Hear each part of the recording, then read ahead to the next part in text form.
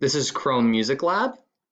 I'll be focusing on SongMaker for the use in the music classroom. So if you click on it, it takes you to this page where you can input all of these colorful tiles. They represent different pitches. You can change tempo, how fast or slow. You can change the instruments, strings, woodwind, synth, marimba. This represents the drum beats down here, circles, triangles.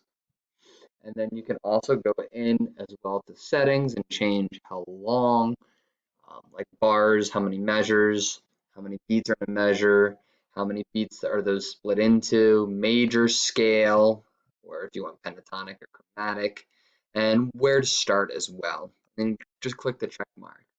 Now in my classroom, this is something that I made to show my students. All right, here is a drum beat that has a repeating pattern. We spent a week on that.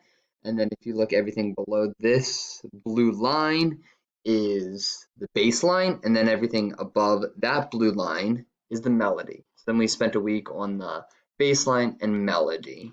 And then, now you can't hear it, that's okay. Now let's just say I do want to make a change. I can just click that tile, boom, ready to go. And then you hit save, copy link, and it copies this link. That's the only way to save it, unfortunately. You can get a code, the code which is really, really cool if you're into that. And then you can also download the MIDI file or WAV.